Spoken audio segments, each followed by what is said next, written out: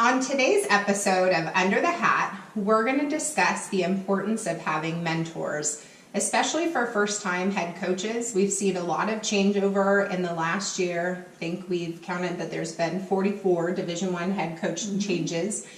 And just from the outside perspective of us looking in, obviously Sam's been a college coach for the last 20 years.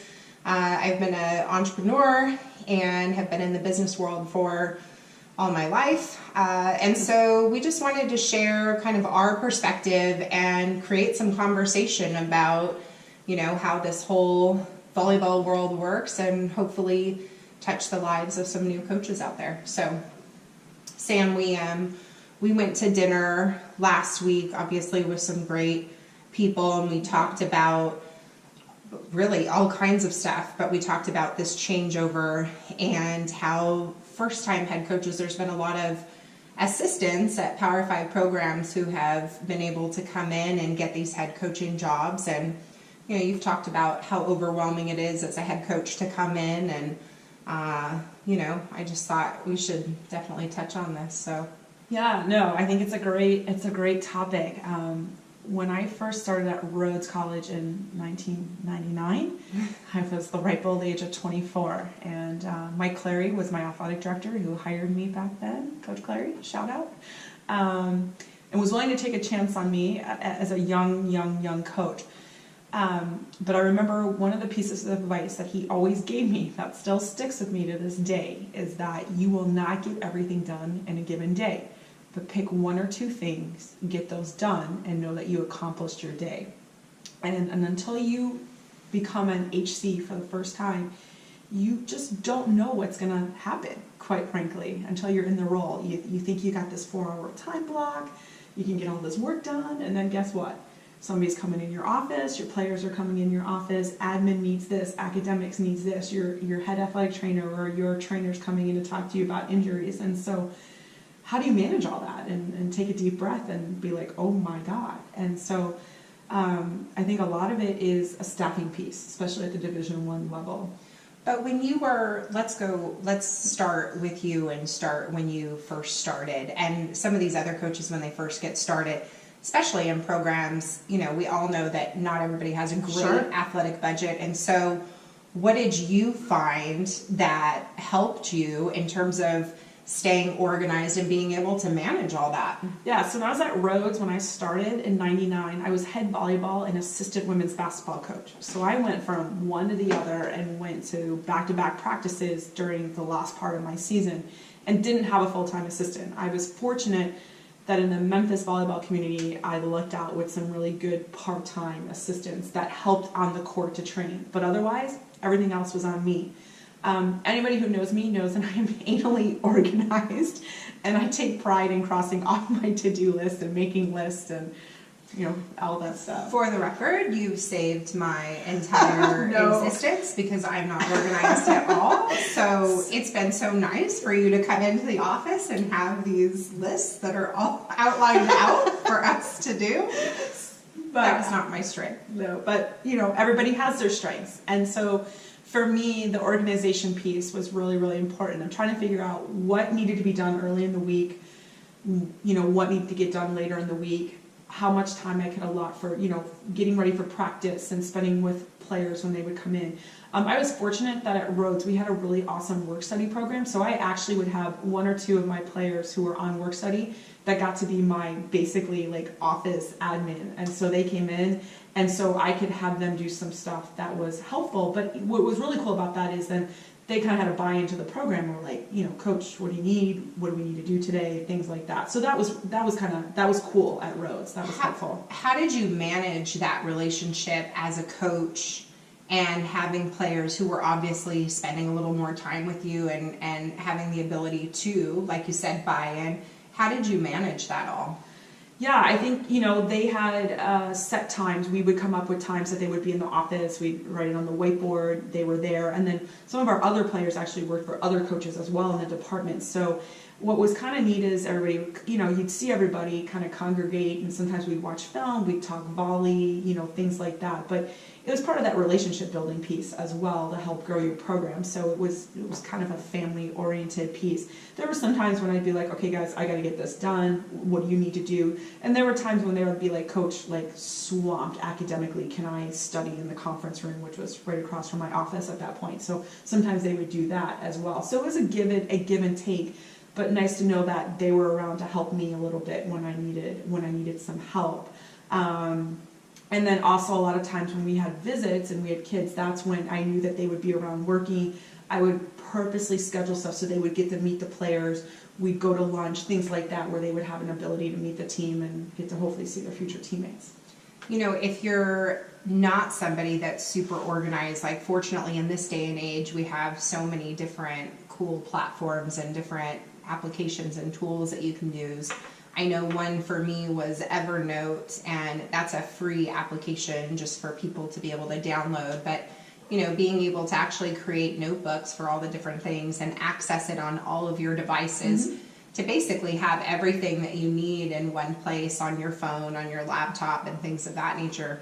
So I know, with you being as organized as you are, but if that's not a strength for somebody coming into the program, just having one place that you can organize all your thoughts, I think is probably pretty critical. I think it's helpful. I think, at home, if you next to your nightstand, I think it's also helpful to have like a notebook and a pen, right? As coaches, you wake up at weird hours. We wake up because there's nights when we're like, okay, we're up at 3, and your mind starts racing.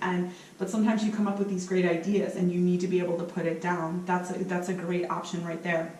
One of the things I found, I had the opportunity to go to the NCAA Women's Coaches Academy, which is an awesome opportunity for the female coaches out there at any level through the NCAA. And one of the things I took from that was it was almost like your own individual journal, basically. And so during my seasons, I had a journal and I would write in it every week. And it was for me. It was my release, chance to just kind of go back through the week and think like, okay, that was good, or I was kind of cray-cray and I need to fix that. And it wasn't just volleyball too, like it was obviously volleyball was a big piece of it, but like even just about life, like what happened this week, what do I need to be better at, what do I need to do better.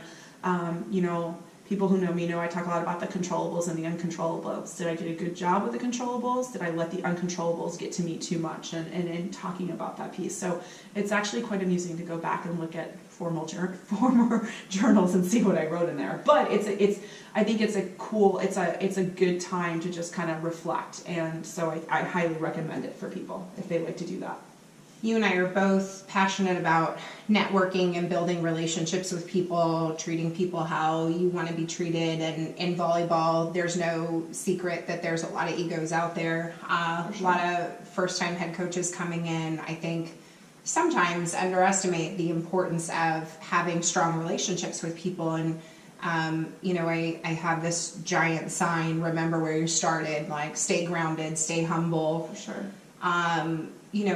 Recruiting as a whole is all about relationships. It really is. Whether you are in a Power 5 program, it's funny, the coaches that move up to the big time programs, you're treated fantastic. And then if you are an assistant from a Power 5 who then goes into a mid-major or lower level D1 program or a D2 program, maybe that somebody hasn't heard from, like, you really have to go in and start from the ground up, and you get a lot of doors slammed in your face. And so we've talked about being selfless and giving and being friendly. And I know one thing for me, like I love getting to know the coaches. I love learning how they run their programs. I love really getting an insight in, how their mind works for us, working with athletes and working with the players and wanting to help them find, their home or their perfect fit. Like, there's no judgment on if you're a yeller or a screamer or you're a more soft-spoken, college coach. We want to find the athlete who can, be the perfect fit. So somebody who might be stronger mentally for somebody that's more intense, versus, somebody that, is a little bit on the quieter side and maybe needs somebody that has a more quiet approach. But I think, knowing that relationships are such an important piece in this, you went from Division III to then a very prestigious Division I program and then moved over to a mid-major program. What were your experience as a coach, at the D3 level versus a, SEC big time D1 program and then moving over to mid-major? How did that help for you? What kind of process was that for you, and what did you experience? Sure. So in my time at Rhodes, and I was there for 14 years, one of the things I always say is that I had to maneuver because it was me. Like, I never had a full-time assistant, so it was maneuvering the good cop and the bad cop piece, and really being able to do both, quite frankly, when you needed to. And trust me, when I first started at Rhodes, when I was young, there were times when I look at things that I did back then and I was like, wow, what was I thinking? But that's growth. I mean, that's anything. You want to get skilled at your craft, you're going to make yourself 1% better. The relationship piece and the communication piece has always been huge for me, will always continue to be huge for me. So that's something that I wanted to make sure that I continue to develop. And I think as time goes on, as I've been doing this now for 20 years, I think what I've learned through my time at EIU was to make sure that if my players came into the office, to listen to what they had to say before I responded. I know personally sometimes I will want to interject, and I had to be like, shut up, just listen. Sometimes I obviously would take notes, and I would let them know I'm taking notes, so I make sure I understood what they were saying, but that piece was important. I think I did a pretty good job at Rhodes. Well, I hope I did. I mean, I hear from a lot of my players. I'm godmother to one of my players' kids and all that, so you think you're doing something right. Mississippi State was a great opportunity, thankful for that from Jenny Hazelwood, which was unique for me as the first time I was really an assistant coach for the first time. And so how do you got to make that transition? Well, again, we talk about selfless versus selfish, and you talk about the serving piece. My job was to serve and to be loyal and to do whatever Jenny felt I needed to do to help make our program successful. And a big way of that was the relationship piece with the kids and really getting to know them. And the fun part for me is those of us who coach at Division III know that going into Division I, and there's been some coaches who have made this change in the last 3 to 5 years, is that you get more time in the gym, training-wise. And that was fun, to get more time in the gym. So, kids were like, hey, Sam, hey, I've got time. Can I come in before practice, or can I do this? So, we were blessed at Mississippi State. We had our own facility, didn't have to worry about anybody else. Yep, come on, I'll meet you an hour before practice. Let's get stuff done. Or if a kid had a class conflict, we scheduled individuals and got in there and got some one-on-one time. So that was fun for me, but also a chance to really get to know those kids and build that relationship piece there as well. And then, at my time at Eastern Illinois, Peter Green served as my associate head coach, and so it was a definite teamwork makes the dream work. We were in this together, and he's an awesome trainer, and so I kind of gave him the lead with that piece, and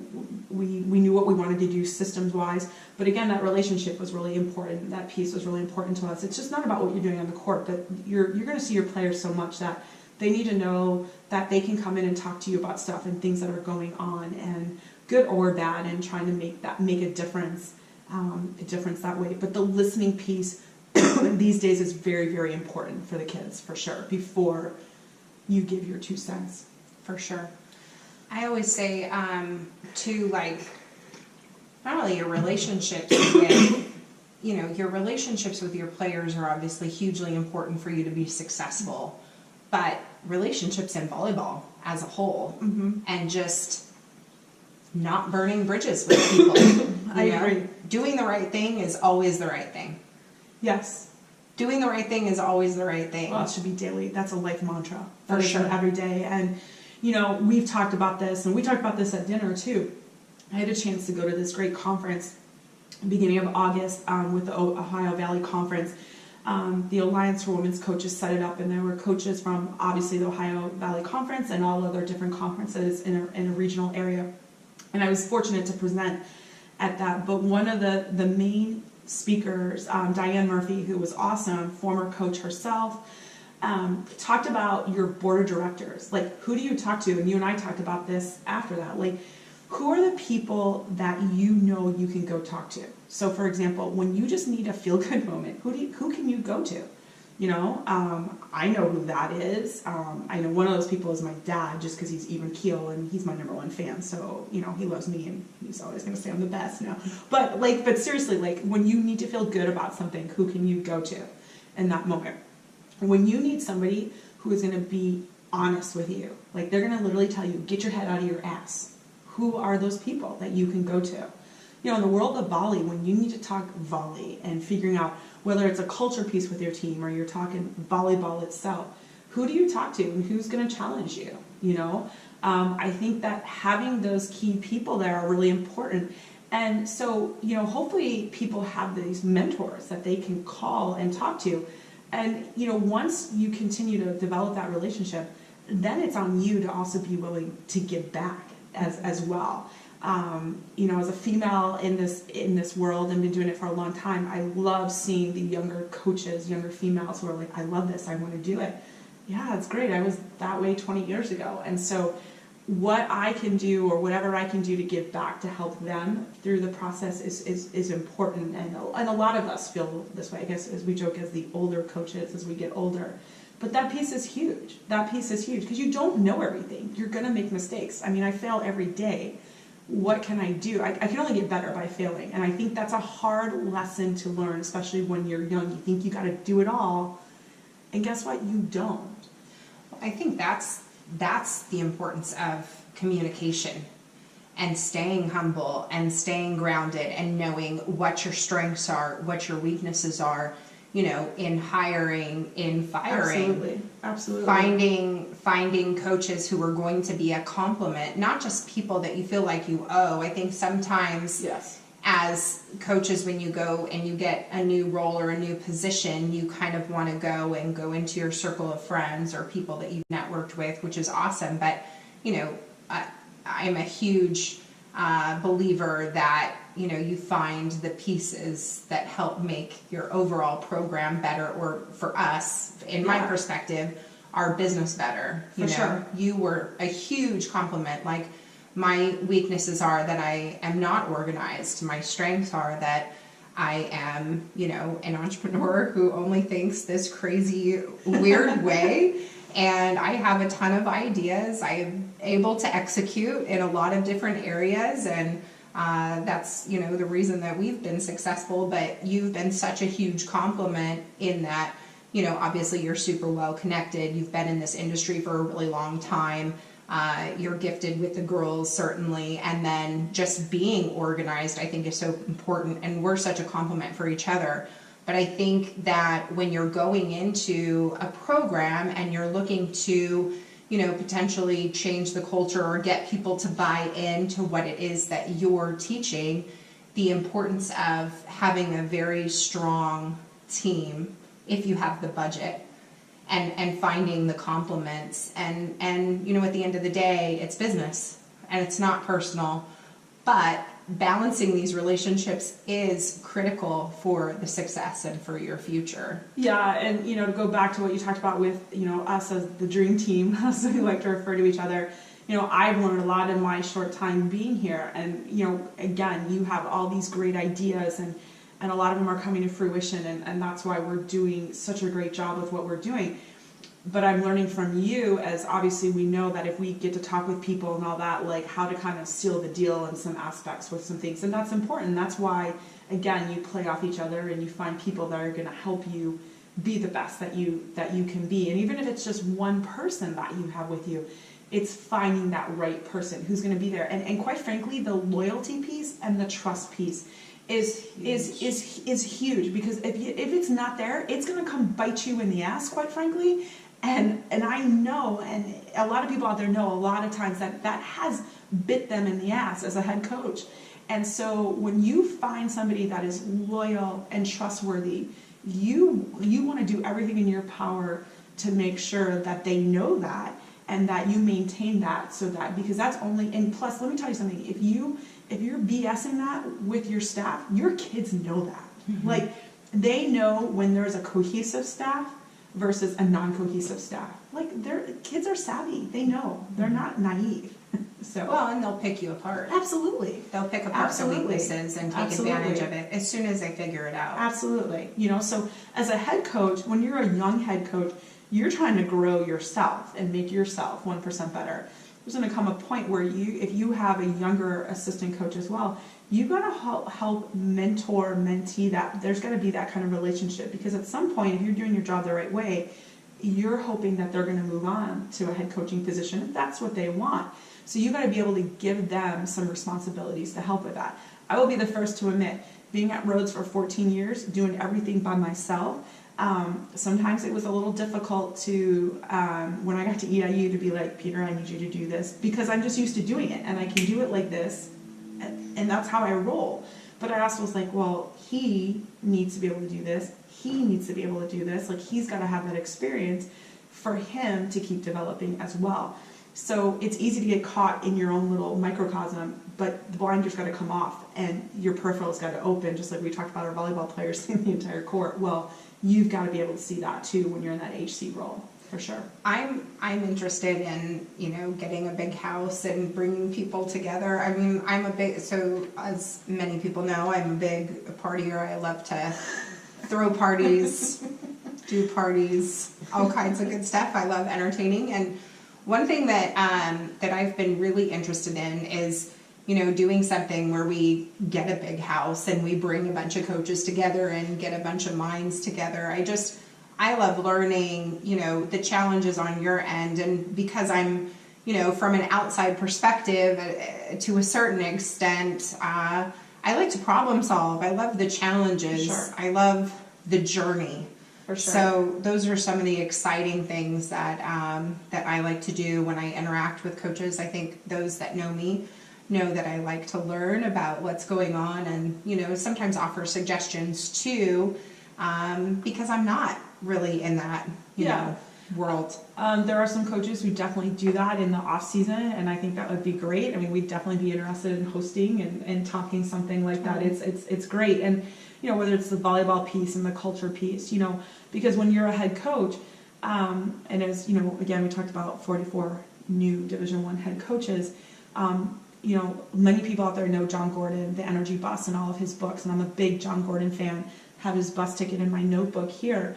But that's the thing too, like it's not, when you're building your program and everything, it's not just you and your staff and your kids, like it's everything else that sprouts out from it. Your ATC, who helps you with marketing, your sports information department, who's the administrator that oversees volleyball, then you have your, director of athletics, things like that. And so you want all those people to be quote unquote on your bus. And you're the driver of that bus. And so you're going to dictate which way that bus is going. And is it staying on that path and headed in the right direction? Or are people falling off? And sometimes you got to get people off your bus. That's reality. Sometimes that's a hard choice, but you got to do it. But if you've got the right people in there, you've got to make sure that that bus keeps heading in that right direction. And then it's huge and it's hard all at the same time, but it's crucial to being successful, for sure. I just think we have so much that we can all learn from each other, and Share. I mean, No, seriously, like volleyball coaches, I think overall, the people that I've gotten to know over the years do like to share. Mm-hmm. Some sports are very but I also think a little bit people are starting to get, if selfish is the right word or the wrong word, I'm not sure, but we don't make ourselves better, we don't make our sport better if we're not willing to share and have these discussions. Like we had a great discussion at that dinner last week. It was fantastic, talked about a lot of things. And people, again, are generally want to help and everything. So we've got to be willing to share. But sometimes that means somebody's got to take the lead and do that. Call somebody, send somebody in a note. I mean, Terry Gamble got mad at me 2 days ago because I didn't send him the quote of the day. And I'm like, I will send you the quote of the day. And, but it's little things like that mean something to people or help out. And that's, you can find that time to make that 1% better, in my opinion. Well, this has been great. We'd love to hear from you. Coaches, if you have any feedback, certainly we'd love to hear from you. And thanks. This is us wrapping up, but we'd love to get any of your feedback, you can hit us up on the DM at VBallRecruiter on Instagram, certainly on Facebook. Yeah. Many of you coaches know how to reach out to me on my email and Sam's email, Kara at myrecruitingsolutions.com and Sam at myrecruitingsolutions.com. It's a mouthful. But thanks so much for tuning in, and we hope you enjoyed our segment. Thanks so much. We'll talk to you soon. Bye.